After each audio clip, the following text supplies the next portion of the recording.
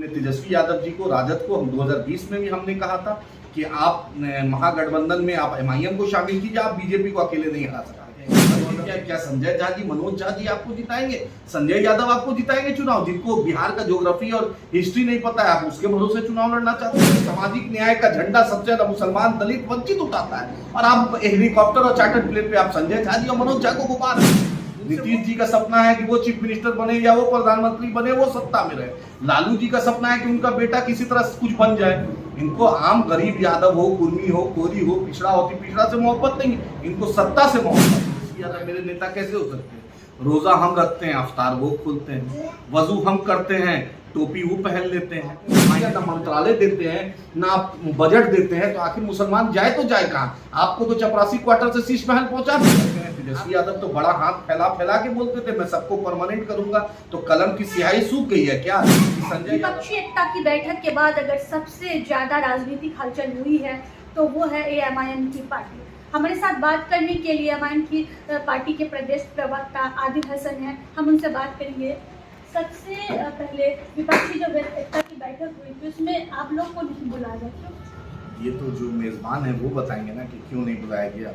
हम तो चाहते थे कि भाई बीजेपी को अगर हराना है तो मुसलमानों को 20% मुसलमान की आबादी है, 20% दलितों की आबादी है, आदिवासी कम्युनिटी की आबादी है, इसके इतने बड़ा चंक को आप छोड़कर कैसे आप हरा सकते हैं? मनोज झा जी और संजय झा जी चुनाव जिताएंगे, ललन जी चुनाव जिताएंगे, उनका बूथ घर का, उनके परिवार का, लोग का बूथ देख लीजिए तो वहाँ बीजेपी को वोट मिलता है।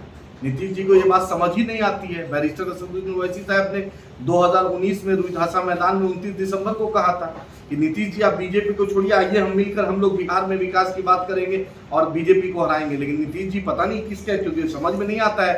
नीतीश जी के कथनी और करनी में बहुत अंतर है। डिप्टी चेयरमैन अभी हरिवंश जी नीतीश जी की पार्टी के अभी राज्यसभा में है और नीतीश जी बोल रहे हैं कि हम बीजेपी को हराएंगे। उनका डिप्टी चेयरमैन लोकसभा के पार्लियामेंट के उद्घाटन में जाते हैं जहां पर एक ट्राइबल कम्युनिटी से राष्ट्रपति आती हैं मोहतरमा, उपराष्ट्रपति को नहीं बुलाया गया, लोकसभा स्पीकर से उद्घाटन नहीं कराया गया और नीतीश जी के वहां पर नुमाइंदा थे और नीतीश जी यहाँ पे पटना में बैठ के बॉयकॉट करते हैं। शरद यादव जी जब उन्होंने बगावत की तो उनके लिए सुप्रीम कोर्ट, हाई कोर्ट चले गए। किडनी पेशेंट डायलिसिस पे था, उनका घर खाली करा दिया गया।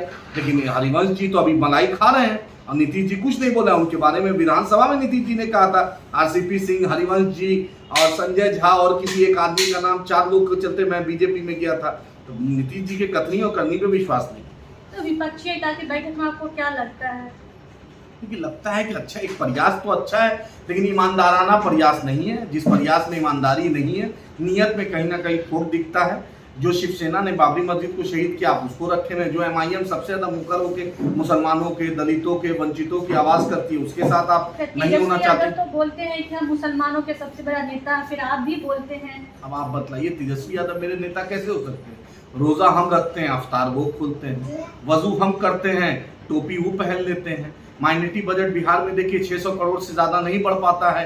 तेलंगाना में आप देखें कि हमारी नुमाइंदगी है, 2200 करोड़ बजट है वहाँ पर। माइनॉरिटी का सीमांचल में एएमयू किशनगंज 10 साल से हम तरस रहे हैं, 1 रुपया इस सरकार को सरकार ने नहीं दिया। नीतीश जी केंद्र सरकार में तो उन्होंने 1 रुपया नहीं दिलाया। तेजस्वी यादव ना हिजाब पर, ना हिजाब पर, ना नकाब पर, ना मुसलमानों की ज्यादती भी बोलते हैं। जुनैद और नसीर को जिंदा जला दिया गया। राजस्थान में कांग्रेस की सरकार है, मोनू मनेसर प्राइम अक्यूज है, लेकिन तेजस्वी यादव कभी नहीं बोलते हैं। नीतीश जी अपने आप को राष्ट्र का नेता बोलते हैं। 300 से ऊपर चर्चे जला दी गई मणिपुर में, उस पर कुछ नहीं नीतीश जी बोलते हैं। तो किस, आप ही बताइए पैरामीटर इनका क्या है? ये किस तरीके से देश का नेतृत्व करेंगे? अच्छी बात है बिहार से एक शुरुआत हुई है, लेकिन आप बहन जी मायावती जी को नहीं रखे हैं, आप भारतीय ट्राइबल पार्टी को नहीं रखे हैं, आप एमआईएम को नहीं रखे हैं, तो कैसे आप जंग लड़िएगा? जंग लड़ने के लिए कारतूस चाहिए, बंदूक चाहिए, असलाहा चाहिए। आप खाली हाथ थोड़ी जंग जीत पाइएगा। मुस्लिम कम्युनिटी, दलित कम्युनिटी और ट्राइबल कम्युनिटी को छोड़कर आप बताइए कि कैसे आप बीजेपी को हरा सकते हैं? सबसे ज्यादा अत्याचार, ज्यादती, जुल्म तो मुसलमानों पर हुआ, दलितों पर हुआ, आदिवासियों पर हुआ, और इसको बिना आप चाहते हैं कि जंग जीत जाए। क्या संजय झा जी, मनोज झा जी आपको जिताएंगे? संजय यादव आपको जिताएंगे चुनाव? जिनको बिहार का ज्योग्राफी और हिस्ट्री नहीं पता है, आप उसके भरोसे चुनाव लड़ना चाहते हैं?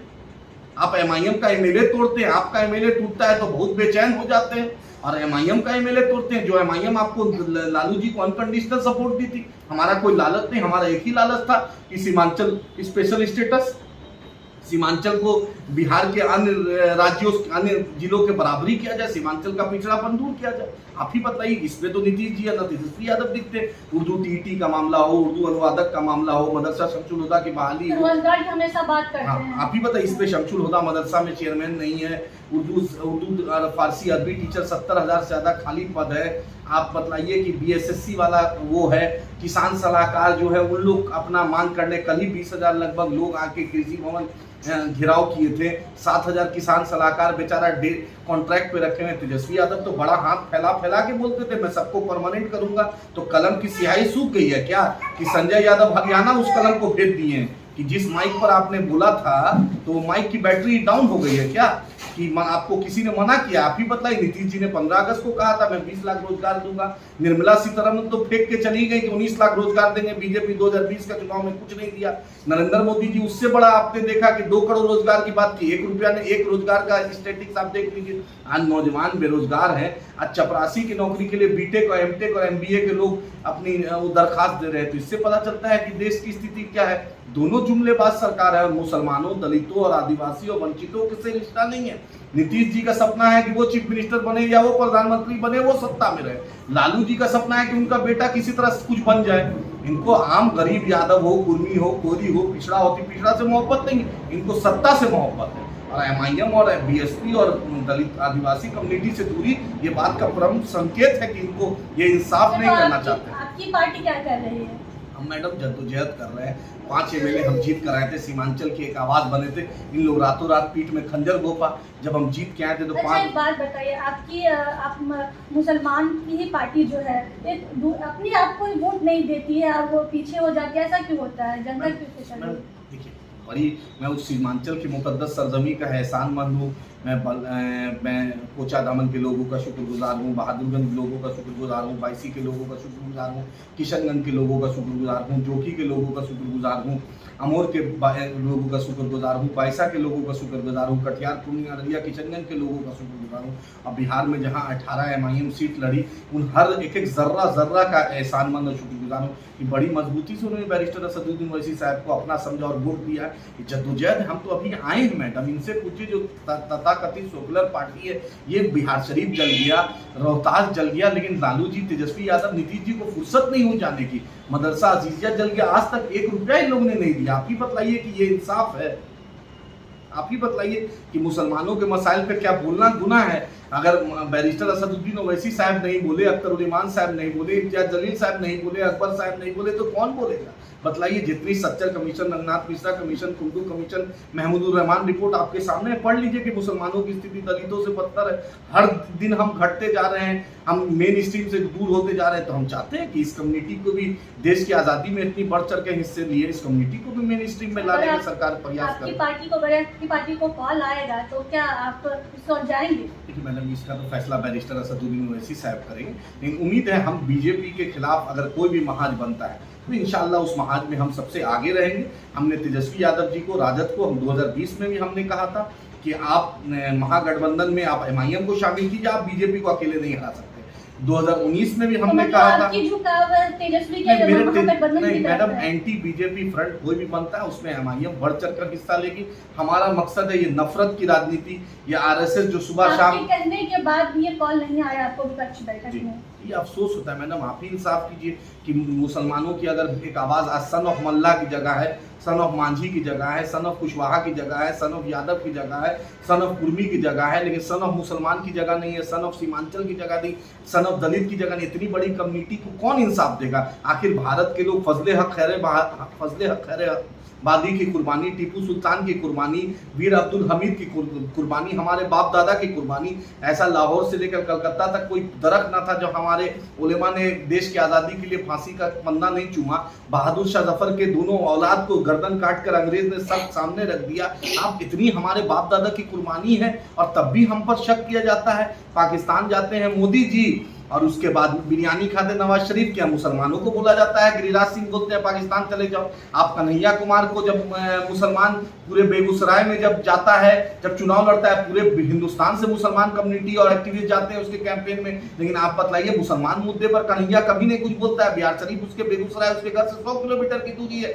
बिहार शरीफ हुआ, रोहतास हुआ, नहीं बोलता है, हिजाब पे नहीं बोलता है, लेकिन हम लेके रहेंगे आजादी, मुस्लिम महफिल में बोलता है। ये आजादी तो हमारे बाप दादा ने 1947 में दिला दी, ये कौन सी आजादी की बात कर रहे हैं आप? मुसलमान मुद्दे पर कन्हैया क्यों नहीं बोलते हैं? ये एक सवाल मैं आपसे कर रहा हूं। तेजस्वी क्यों नहीं बोलते हैं? नीतीश जी क्यों नहीं मुसलमानों के मुद्दे पर बोलते हैं? जुनैद और अभी कुरैशी साहब का और मरहूम नसीर का हुआ महाराष्ट्र में, कुछ नहीं बोलते मुसलमानों के साथ। आप ही बताइए, क्या मुसलमान को बजट चाहिए, मुसलमान को इंसाफ चाहिए, स्कॉलरशिप चाहिए, रोजगार चाहिए, उर्दू टीटी की बहाली चाहिए, कि आप मुसलमान को लॉलीपॉप देना चाहते हैं अफ्तार पार्टी देकर, मुशायरा देकर? बतलाइए। रोजा हम रखते हैं 16 घंटा, अफ्तार में फोटो आप खिंचाते हैं, टोपी आप पहन लेते हैं। आप ही बताइए मेरे साथ कब इंसाफ हुआ है? क्यों नहीं बिहार शरीफ आप गए? क्यों नहीं आप रोहतास गए? क्यों नहीं मुसलमानों के मुद्दे पर आप बढ़ चढ़ कर नीतीश जी बोलते हैं? क्यों नहीं मुसलमान डीएम, एसपी, डीएसपी, एसडीओ, थाना प्रभारी, बीडीओ, सीओ बनता है? कोई फील्ड पोस्टिंग नहीं। मंत्रालय में सिर्फ आपने 5 मुसलमानों को दिया है। 20% आबादी को हमने मांग किया था डिप्टी सीएम मुसलमान हो, दलित हो,